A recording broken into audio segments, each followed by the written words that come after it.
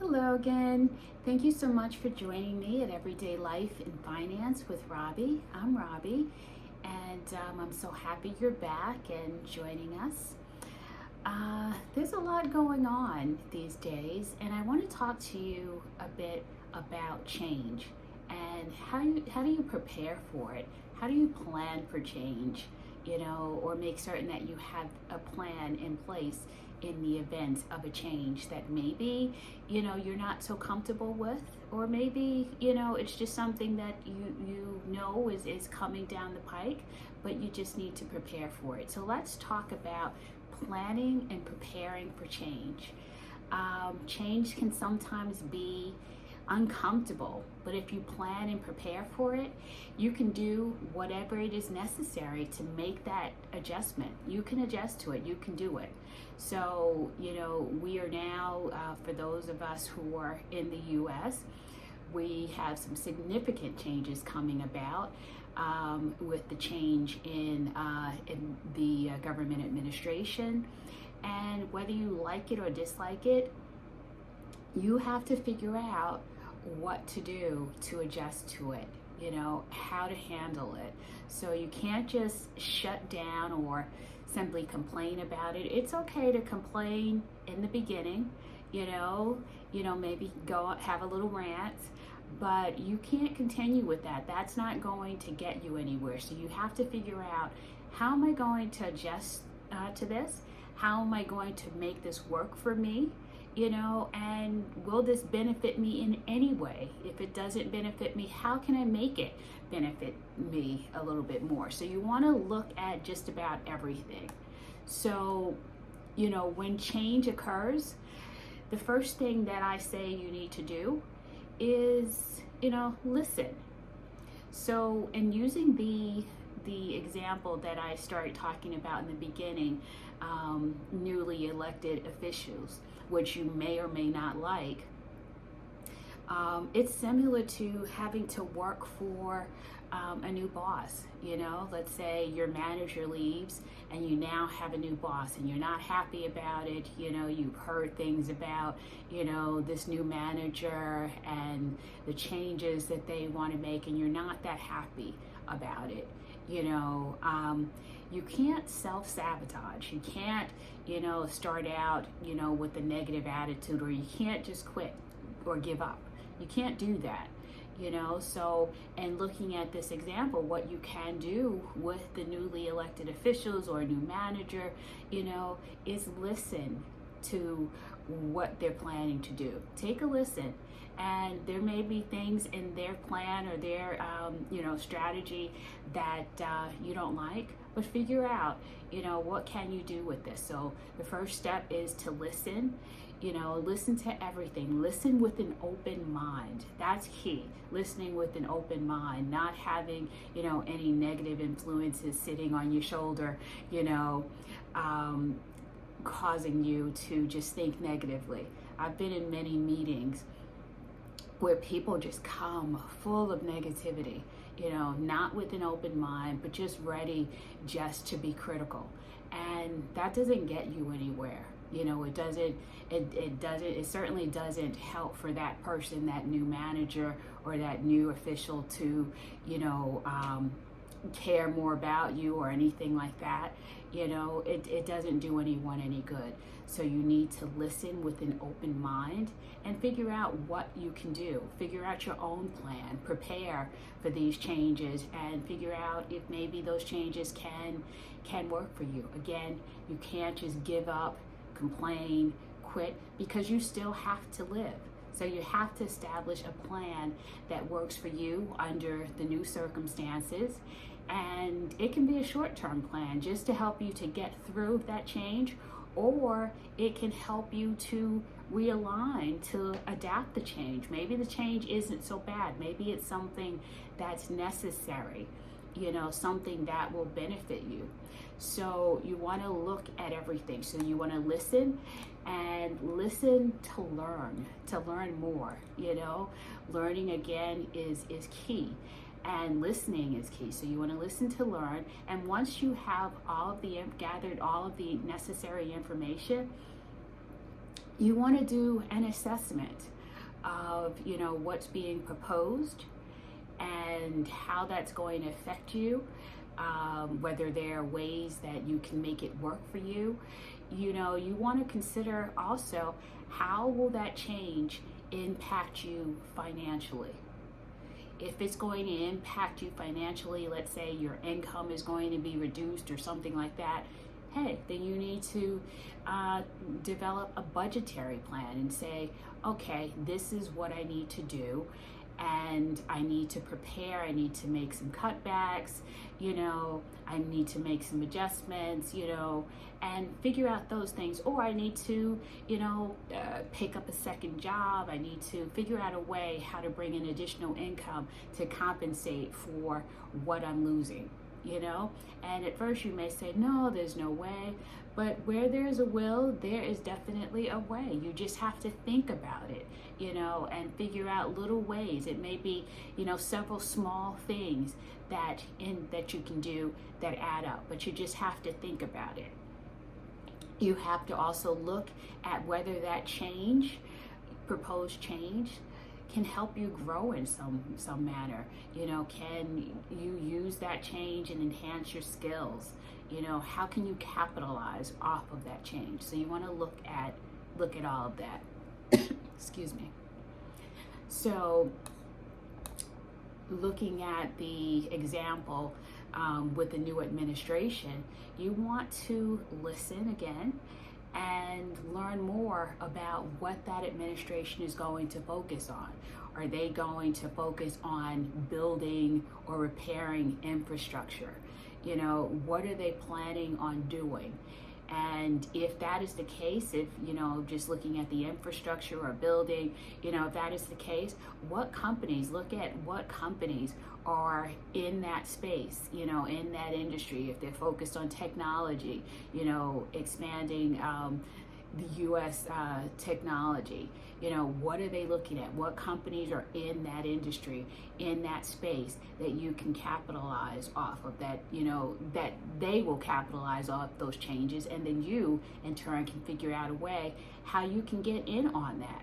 For example, if you know that there are certain companies in that space that are going to go after certain government contracts, or their revenues or profitability will increase as a result of these changes, how can you capitalize off of that? So if you see that there's that possibility for growth in a certain industry or with certain companies and so forth, then maybe you can look at, your investments, or figure it out in investment. And remember, we talked about this in another video. Investments can be small. You can start out with $25, $50 a month.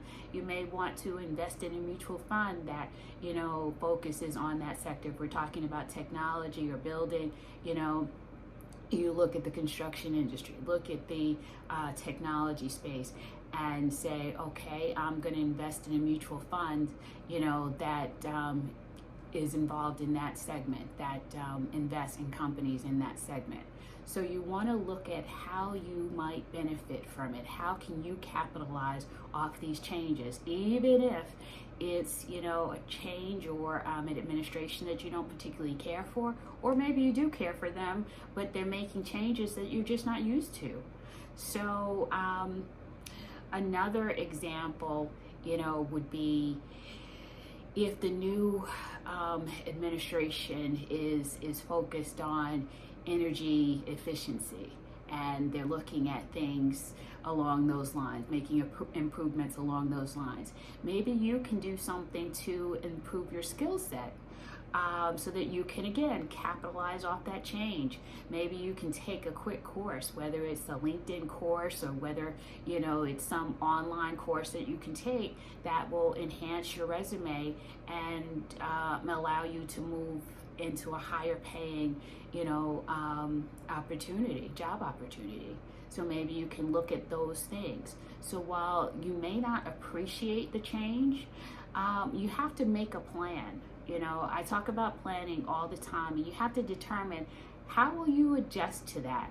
You know, how will you adjust to that change? How will that, change affect you? And you want to, again, I'm big on writing everything out. Sometimes when you see things on paper, it's easier, to spot, and maybe you just write down thoughts. Sometimes a plan may not come to you, but just write down your thoughts. I do keep a journal, and I write about everything. So, just keep a journal and just write all of your thoughts. If ideas are popping into your mind, because you may write something down and then you look at it, a few days later, and, you're like, hey, a light bulb goes off, and you're like, hey, I can do something with this. This doesn't look good for me. It doesn't feel good for me, but I can make it work in some manner. So figuring out, not being, you don't want to be, down about it. It's okay. In the beginning, I'm not saying you can't, feel badly about something, but yeah, feel badly for a second and then get up and move on. Like I said, in other videos, it's all about knowing what you want in life. And even if there's an obstacle that takes you here, you want to come back here. So you really, really want to make certain that you figure out a plan so that you can get back on your course. And maybe it might be, just by chance, it may be a better course, than what you were thinking of. You may be able to achieve something better. Let's say, in the example with improving your education, taking a course to improve your skill set, that may benefit you and help you to achieve your goals much faster. So you have to, look at, how will these changes benefit me? And if I don't see that there's much of a change, how can I make a change? What can I do to make this work for me? And you have to figure out a way around it. And like I said, where there's a will, there's a way. But you have to listen, you have to assess, and you have to develop a plan that works for you. It can, like I said, it can be a short-term plan. It doesn't mean, or it could be just, a temporary plan, just to help you get through, a certain period until things get better. But also look at ways to learn from this. Challenges and obstacles are, opportunities for growth, getting better and becoming a better you. So you have to keep that mindset and know that, changes are sometimes good. They may not feel so comfortable in the beginning, but as you work through it, they may not be so bad. So put yourself in a position where you have a plan in place, whether it's comfortable or not. You work through it, and you just keep working towards your goal. Just keep moving forward, inching towards your goal, even if you see this roadblock. Figure out, how can I handle this? What do I do? How can I capitalize off of this and make it work for me? Again, don't be afraid of change. Don't just sit there and complain about it. Do something about it. Figure out what it is that you want to do. And also, and using the example with the new manager, maybe there's some way that you can contribute. If you see that, you don't totally fit in, but maybe, make it known that you want to contribute to making this a success. Maybe you have other ideas even that may change things so that it's not as bad, as you think, so that you can make an adjustment and you say, hey, this is not the greatest, but it's not as bad as I initially thought it would be. So, figure out how you can contribute, how you can do things to make the change work for you, to capitalize off of it.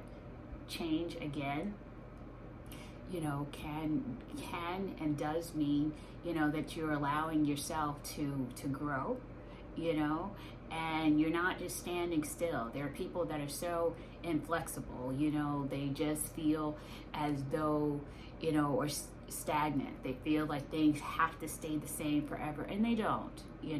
Again, change is sometimes not comfortable, but you have to go with it. So, if you see that happening, don't do anything destructive or self-sabotaging. Make certain that you listen, assess, and develop a plan and flow with it until you can do something else. If it's a job situation, go with that change, and contribute and do your very best. Continue to do what you can until you can make a change. So change sometimes leads to change. So you want to make certain that you figure out a plan, but don't do anything that would hurt you, because you may think that you're hurting that other person. Oh, I'm going to quit that job. You may think you're hurting that other person, but you're not.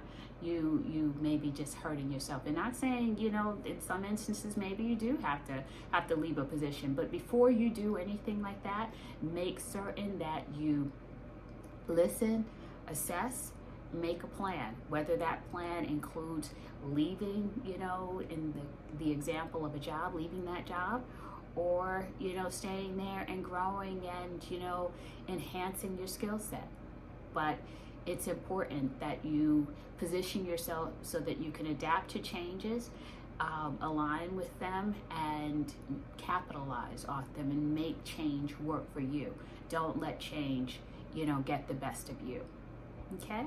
Well, thank you so much for joining us for this episode, with Everyday Life and Finance. And I do hope that you come back for another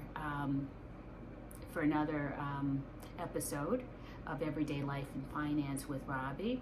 And I look forward to seeing you again. If you like this content, please like, share, subscribe, tell a friend, but, let me know.